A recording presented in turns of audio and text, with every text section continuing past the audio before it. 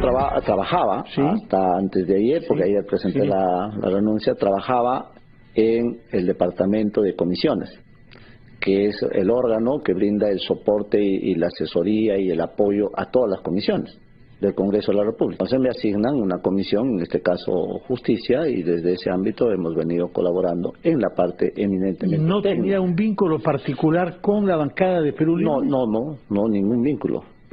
Antes de ser elegido defensor del pueblo, yo he pertenecido a al departamento de comisiones, que depende del Congreso de la República.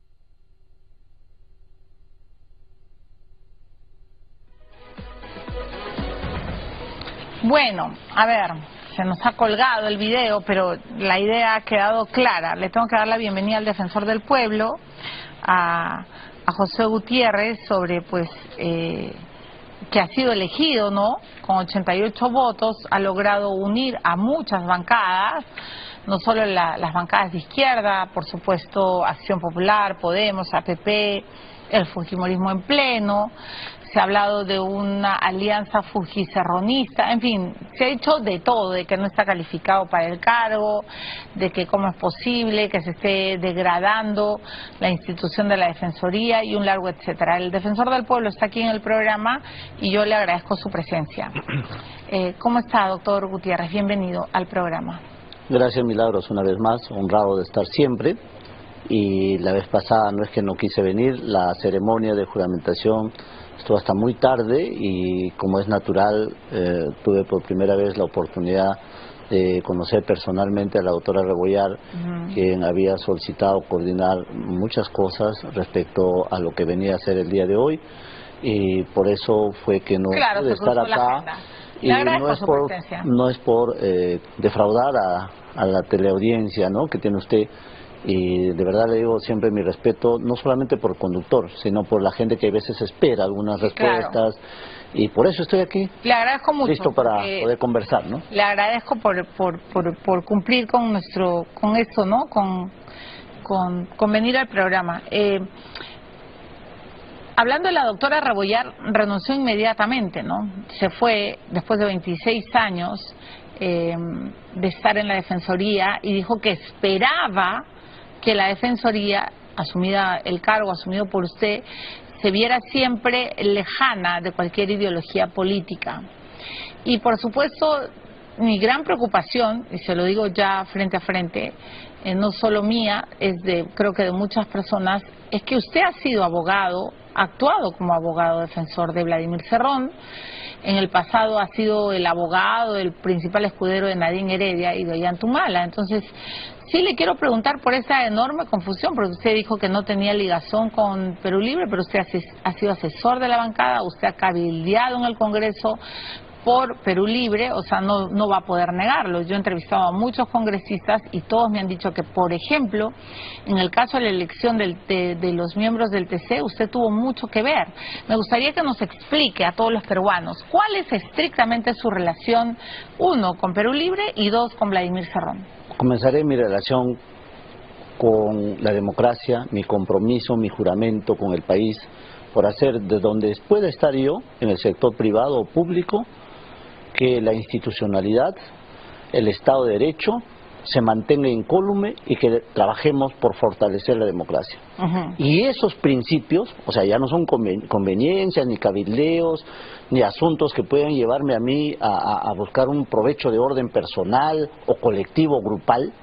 Mire usted de lo que estoy hablando, me ha llevado a contribuir en efecto y a trabajar en el Parlamento como coordinador de la bancada Perú Libre del 2021. Entonces sí, pero el 2022 y el 2022, por ejemplo, ya ingresé al área estrictamente técnica del Congreso de la República. ¿Ya? Entonces, dicho esto, para responder, todo lo que Perú Libre ha contribuido en la consecución del Estado constitucional de derecho, como por ejemplo haberse designado al Tribunal Constitucional con los votos de Perú Libre, sin que ninguno de ellos tenga una posición cercana siquiera al partido de Perú Libre, siquiera cercano, es más, creo que hasta muchas veces crítico, pero ha sido tan generoso que los ha puesto ahí. Pero es un tema repito, de construir Estado de Derecho, de poder hacer institucionalidad, y luego se dio en muchos actos sucesivos también esa misma conducta, coherente además con disposiciones y acuerdos que cada bancada asumía respecto a cada votación. Entonces, mi comportamiento, mi actitud, mi participación siempre ha sido principista y condena total a cualquier intento de requebrajar el orden democrático. O sea, y en esa línea... ¿Usted considera que Pedro Castillo dio un golpe de Estado? Pero no es que yo considere... Es que hay gente de izquierda que considera que no. No, como por ejemplo el presidente mexicano, a quien Vladimir Cerrón adora. Vladimir Cerrón hoy día ha dicho que ay, qué horror, AMLO, quien te ha dicho no grato, ciudadano no bienvenido en el Perú, es pues un grupetín, pero el pueblo peruano te quiere, ¿no? Es más, un poco más y le canta ranchera. Y ahí hay que hacer un corte. ¿Usted le canta ranchera a AMLO como Vladimir Cerrón? Mira, hay que hacer ahí un corte, ¿ok? Hay que hacer un corte.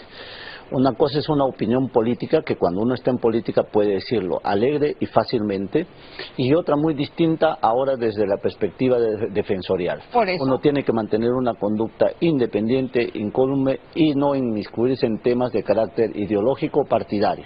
¿Eso qué implica? Respetar la opinión de todos los líderes políticos, aun cuando uno no lo comparta, pero respetarla. Y en los asuntos que tienen que ver con la definición y el desarrollo del artículo 162 de la Constitución Política, que es la disposición legal rectora que mueve la funcionalidad de la Defensoría del Pueblo, eso sí, vamos trabajando en esos ámbitos. El día de hoy creo que ha sido muy provechoso poder compartir casi con el 100% de trabajadores de la Defensoría y establecer por lo menos los parámetros básicos, los lineamientos sobre los ejes sobre los cuales nosotros nos vamos a ir desarrollando de manera institucional. Por eso es que me quiero disculpar, Milagros, para no emitir opiniones directas que tienen que ver con el ámbito estrictamente político, y comprenderá usted, es un imperativo que mantenga la independencia, que es creo que uno de los valores más importantes de la Defensoría. A ver, si se quiere, su fortaleza, ¿no? Yo recuerdo a todos los defensores del pueblo poniendo los puntos sobre las IES justamente en defensa del pueblo peruano. Así es. Le voy a volver a repetir la pregunta. ¿Usted cree que López Obrador se ha inmiscuido tanto en los asuntos internos del Perú que está bien que haya sido declarado persona no grata? Le estoy preguntando como defensor del pueblo. Respecto a las decisiones que pueden tomar, si declararan persona no grata o no, eso corresponde a quien la toma. En lo que sí es mi condena total en inmiscuirse en asuntos internos de países soberanos como el nuestro. Nosotros entonces, arreglamos a López Obrador y indudablemente a cualquier presidente, a cualquier líder, a cualquier persona que no siendo connacional, o sea, no siendo de nosotros, de nuestro país, que definimos nuestros problemas en la estructura del derecho, es condenable cualquier intromisión. Eso está claro. Eso es un tema de principios. Y está claro que para el defensor José Gutiérrez, Pedro Castillo sí dio un golpe de Estado. Indudablemente, ¿no? Eso ha sido una fractura constitucional evidente, y el Congreso ha reaccionado, ha tomado una decisión. Y ojo, los votos de Perú Libre, los votos de gran sector de la izquierda, estaba ahí. Sí, pero son votos constitucionales. Algunos dicen que, ay, por Dios, el pobre engañado, no el maestro. No, ya esos son quizás atenuantes políticas que uno pueda. No, mentiras políticas. Lo que sea, pero en todo caso son opiniones, para hacerle más puntual, que cada quien tiene derecho a ver sobre lo que ha ocurrido. En lo personal, usted me ha preguntado, creo que le respondo. Está claro.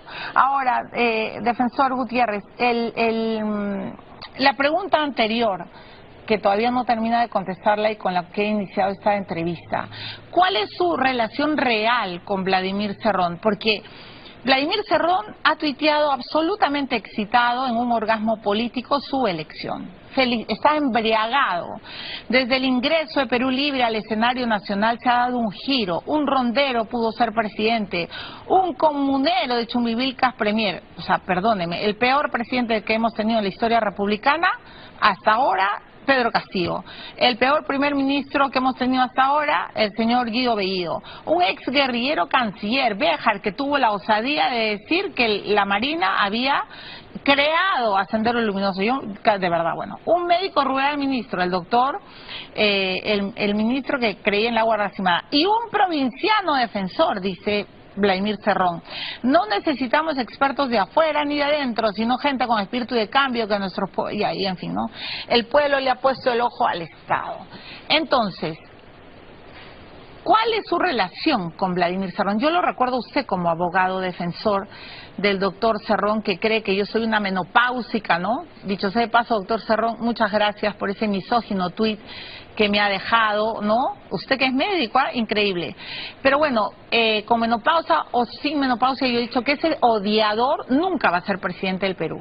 Le pregunto a usted, ¿cuál es la relación real con el líder de Perú Libre? Bueno, en principio usted ha hecho un juicio valorativo respecto a una persona.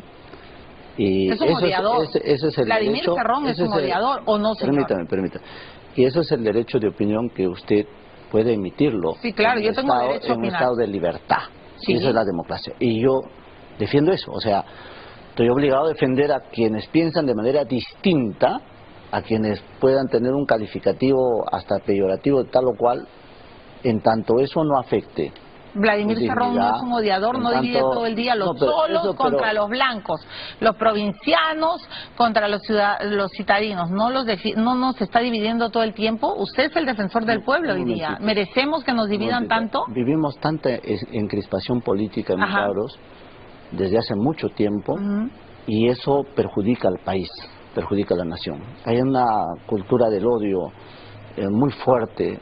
Y el mensaje de esperanza tiene que ser: instauremos una cultura de la paz y de respeto, y del respeto. Y ¿Se lo ha dicho usted a Vladimir Cerrón?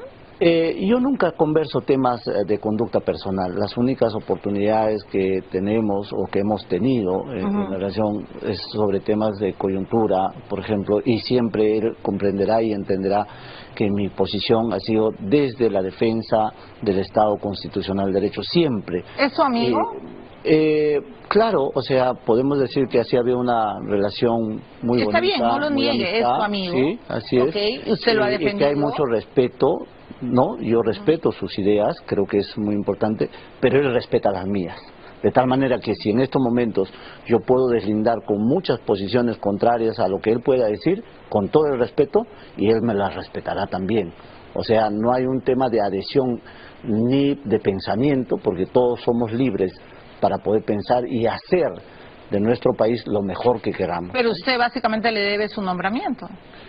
No, yo le debo a 88 congresistas de manera directa y de manera indirecta a mucha gente que oficiosamente me ha impulsado, me ha apoyado moralmente, me ha dado fuerzas para seguir en este camino. O sea, ¿no tiene deudas con Vladimir Cerrón? No, con ninguno, porque nunca ninguno me puso condición. Verá usted que a diferencia de la parte especulativa, yo he venido a decir una verdad.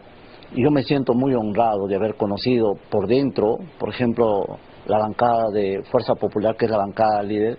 He visto un acto muy generoso. Hemos sido adversarios políticos en su momento. He tenido conductas y actitudes críticas, como ellos lo han tenido con el gobierno de Humala. ¿Sigue pensando que el fujimorismo nació de la cloaca? Yo nunca he pensado eso. Eso ha sido una expresión del presidente. Igual que estamos hablando en estos momentos, he dicho, mira, yo respeto todo tipo de opiniones. Y si hay alguien que está haciendo obra, lo responderá. Pero yo no me voy a sumar, discúlpeme, nunca me va a ver usted sumarme a actitudes peyorativas, denigrativas sobre organizaciones políticas o sobre personas. No. Bueno, ha dicho que los homosexuales tienen, ¿cómo ha dicho hace poquito? Tenemos el video. Me extraña, defensor del pueblo, que lo diga, ¿no? Porque usted ha dicho, ¿a quién se refería cuando decía que son deformaciones?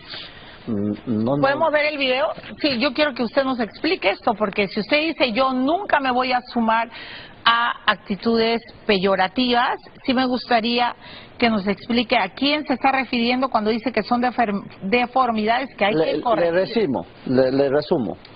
El que Pero rápido, ¿podemos ver? Veamos. Por favor, para que la teleaudiencia tenga claro de qué estoy hablando. Son deformidades que hay que corregir.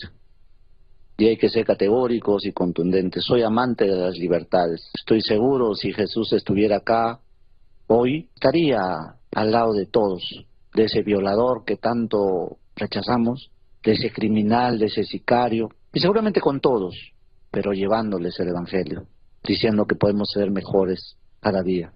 Entonces, estas deformidades son libertinajes. Estas deformidades no contribuyen a ser institucionalidad, tampoco está. Por lo tanto, hay que corregir estas conductas. Por favor, explíquenos, ¿qué deformidades y qué conductas hay que corregir? Claro, es que yo estoy respondiendo. En la pregunta se estableció del por qué se estaba destinando muchos recursos, mucho esfuerzo a temas que no venían con el contenido, porque yo hablé lo que he dicho en mi discurso, el tema de la niñez. Entonces, pero se le estaba preguntando sobre la visibilización de las lesbianas. No. El que me preguntó en ese momento fue el congresista Muñante, sí. Y no me habló nunca ni de lesbianas, sino habló más en tema genérico. De la ideología de género. Sí, y dijo, ¿por qué? Entonces, ¿Los homosexuales son deformidades que hay que corregir? Ojo, no me refería a los homosexuales.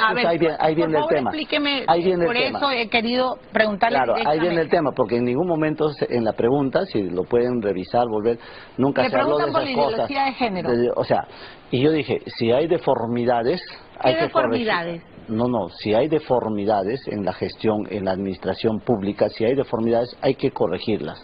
O sea, porque él cuestionaba un hecho, entonces yo digo, si usted tiene la razón, así para resumir, él cuestiona un hecho, yo digo, si usted tiene la razón, vamos a corregirla. ¿Se refiere entonces al gasto presupuestal? No, a toda la actividad, o sea... deformidades son libertinaje, usted se está refiriendo al uso del dinero en la Defensoría del Pueblo para defender a la comunidad LGTB. Sí, cuando hay una pregunta que viene después de un juicio de valor... Ajá. Uno cuando responde no tiene por qué asumir el juicio de valor, o sea, tú tienes que ser claro y decir, mira, si lo que dices es cierto, hay que corregirlo. Si hay deformidades, hay que corregirlo y hay que ser contundente en nuestros actos. Ok, entonces, por favor, vamos a clarificar.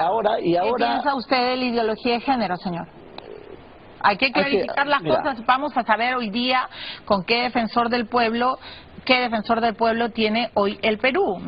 Y de verdad le agradezco, defensor, por estar aquí, porque yo vi eso y dije, a ver, no entendí, pero ahora usted se está refiriendo al presupuesto. Muy bien. ¿Qué piensa de la ideología de género?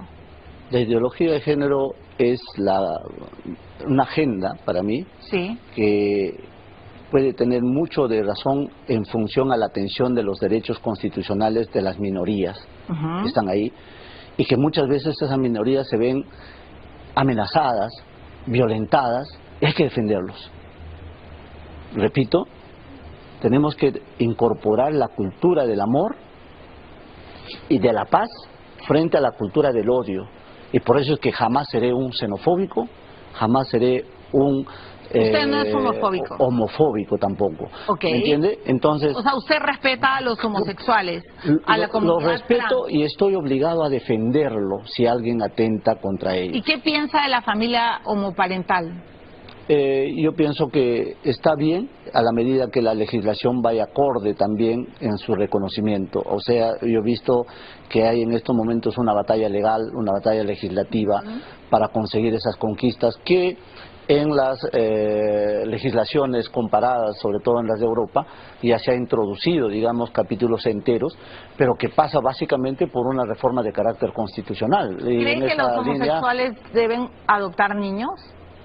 A la medida que la discusión en nuestro país contenga, digamos, esa viabilidad en el Parlamento, yo sí voy a respetar cualquier norma que se emita, porque estamos hablando del Estado constitucional del derecho. Yo entiendo que usted va a respetar todas las normas porque está yendo a la forma. Claro. O sea, pero tampoco voy a promoverla, ¿no? O sea, a eso quiero llegar. Pero usted ¿qué piensa? ¿Usted promovería, usted está de acuerdo en que los homosexuales adopten niños, sí o no?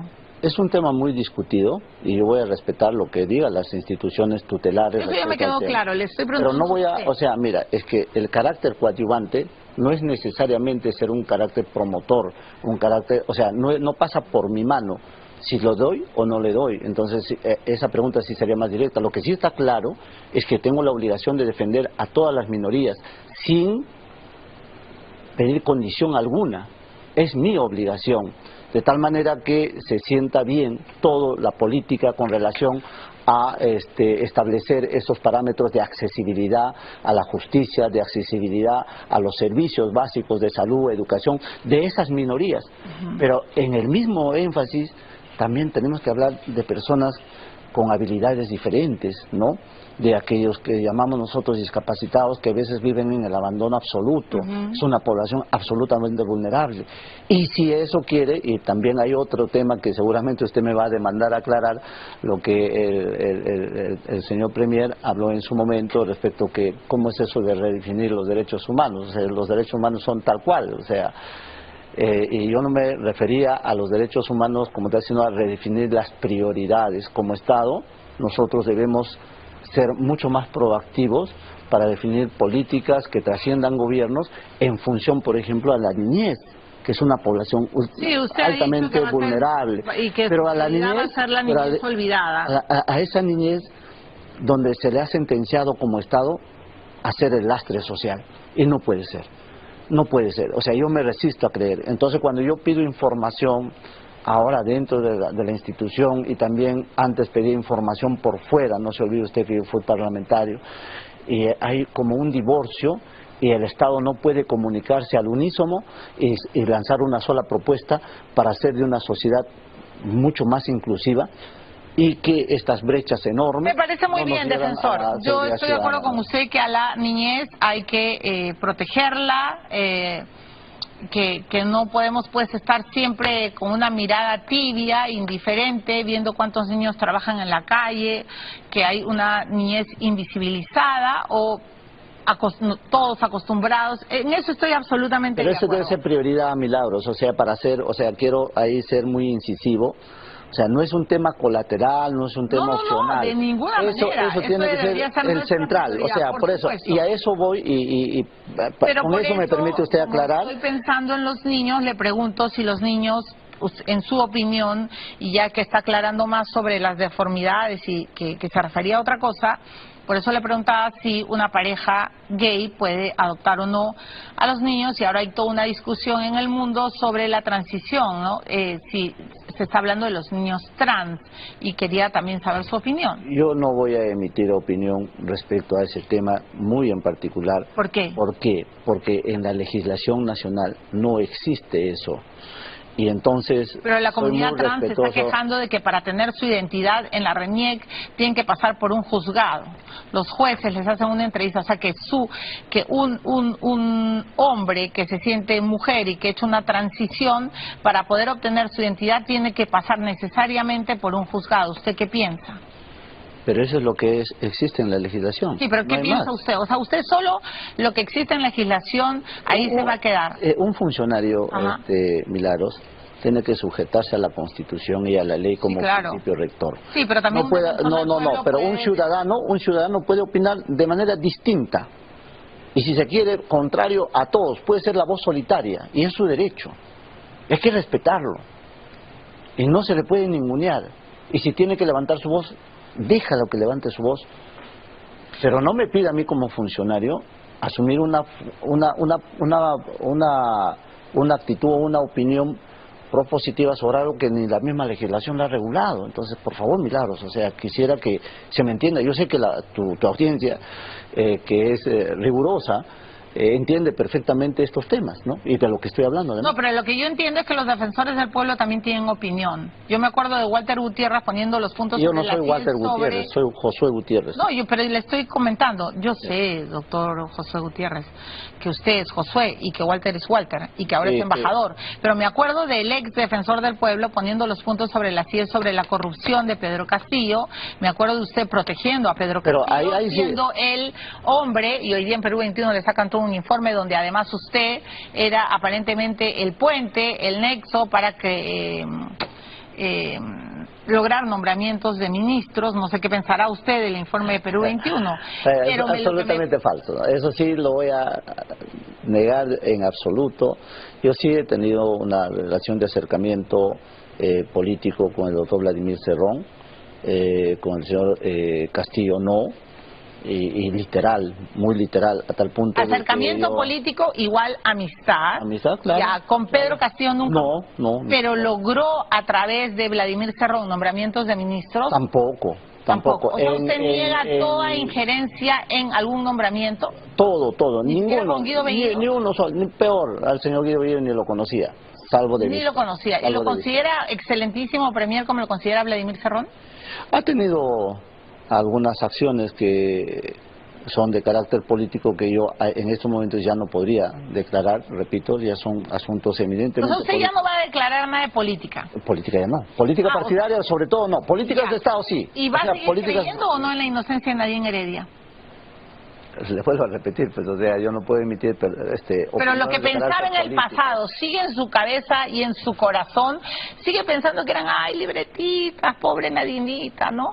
Y que, ay, por favor, ¿por qué están haciendo tanto escándalo? Yo sí le puedo decir algo. Por favor, que yo no se escuden que ahora soy defensor y no puedo hablar, pero por yo favor. Lo que no puedo hablar son sobre asuntos específicos, pero si usted me ha preguntado del señor Cerrón y me pregunta la señora Nadine, yo tengo absoluta consideración por ambos. ¿Sigue siendo amigo de Nadine Heredia? No lo veo hace muchos años. ¿Sigue siendo amigo de Ollanta-Humala? Yo considero la amistad como perpetua para todos. Perpetua, sí. Ok. Las eso está bien, que no niegue a sus amigos. Sí. La pregunta es, como usted ahora va a presidirla y va a ser un factor importante en el nombramiento de jueces y fiscales... No, esa es otra cosa tan... Hay que aclararlo. Ya. Bueno, vamos a aclarar Pero vamos a la pausa. Primero vamos a la pausa. Ya, con todo gusto. Pero claro, por supuesto. Y también le voy a preguntar qué piensa de Zoraida Ábalos y de la señora Benavides. Pero antes... Ay, Dios mío, ¿se sienten mal, débil, congestionados? No se preocupen, ha llegado Gloranta en bebida caliente. Es un delicioso preparado natural de infusión casera a base de quión, miel y jalea real que ya viene listísimo para tomar. Solo lo mezcla en una taza de agua caliente y punto final. Penetrante de vapor con aroma a mentol, pues le va a brindar una sensación única. Pruébelo en 2 deliciosos sabores, limón y frutos rojos. Ya lo sabe, Gloranta caliente, pues le alivia inmediatamente. Entonces regresamos con el defensor del pueblo, José Gutiérrez. Ya venimos. Por los Óscar del Turismo.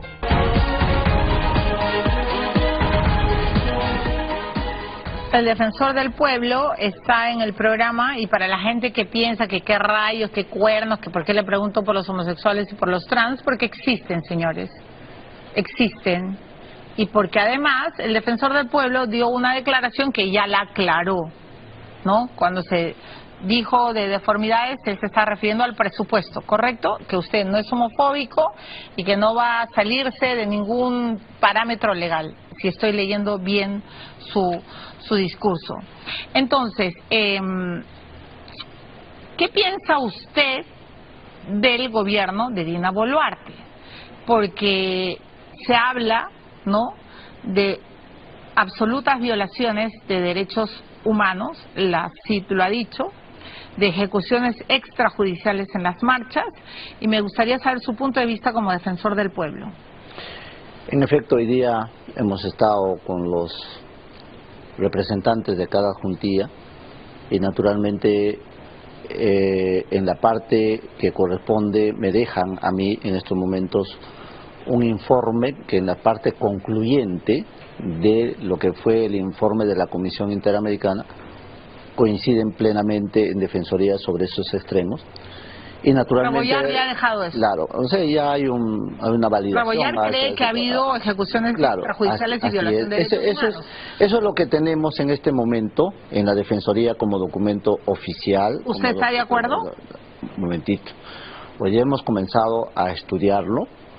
La fuente, en primer lugar, de lo que significa el pronunciamiento, y en breve nos vamos a dirigir, ya estamos en las coordinaciones, a los lugares para que no solamente sea el texto en sí, sino, repito, tenemos un clima encrispado de levantamiento, de convulsión social, y es necesario conversar con los actores, con todos los... O sea, usted está recibiendo el texto que le ha dado Raboyar, la posición oficial de la Defensoría, pero usted está diciendo, ok, con esto yo voy a ir al campo. Así es mi deber.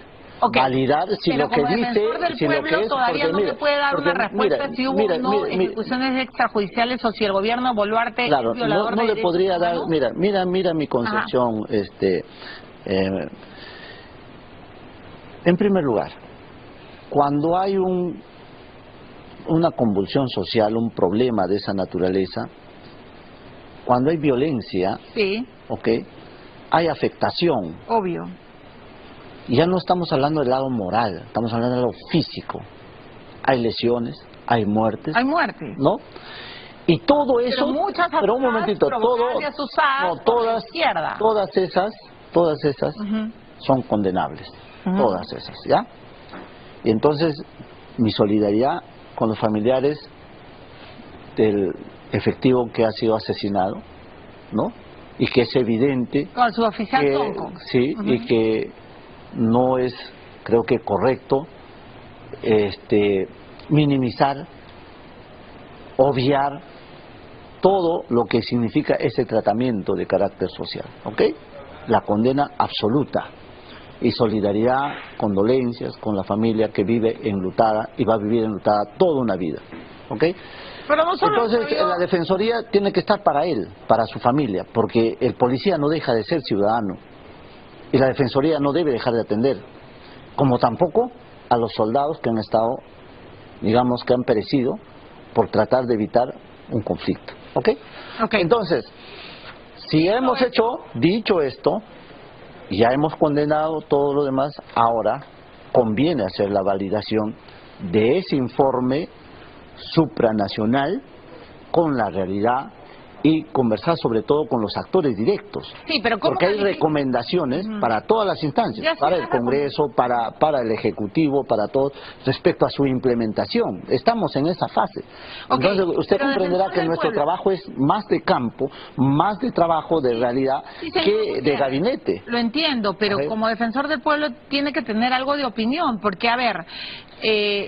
Es que hay una opinión institucional, Milagros. Se han calificado las marchas pacíficas, entre comillas, que muchas fueron asusadas y provocadas por gente del entorno anterior a Vladimir Cerrón, y yo sí quiero saber cómo define usted las marchas que bloquean carreteras, las marchas tan violentas que hemos visto, o sea, ¿cómo las definen? Mire, el derecho de protesta, el derecho a reaccionar frente a las decisiones de Estado son las que están contempladas en la Constitución y hay que respaldarlas. Pero al igual que ese derecho hay otras, que es, por ejemplo, que nadie tiene el derecho a agredir a otro, que nadie tiene derecho a bloquear las carreteras, y que la Defensoría en su momento sí sacó un pronunciamiento exhortando para que no se tomen las carreteras, para que se recupere el Estado de Derecho, el principio de autoridad. Esas son normas rectoras, yo no voy a renunciar a eso. Lo que yo estoy plenamente convencido que hay que trabajar para que esa fractura social no se ahonde más. Y hay un anuncio de que va a haber otra nueva ola de violencia, o sea, eso no podemos callarlo, o sea, ya lo advirtieron, ya lo dijeron, pero yo voy a estar con ellos, yo voy a conversar con ellos, yo tengo que estar en Puno, yo voy a estar en Cusco, claro, en Huancavelica, tengo que estar en Arequipa, tengo que estar en esos lugares porque son mis hermanos, son poblaciones que hay que atenderlas, y no todos son fundamentalistas. Son peruanos, pues.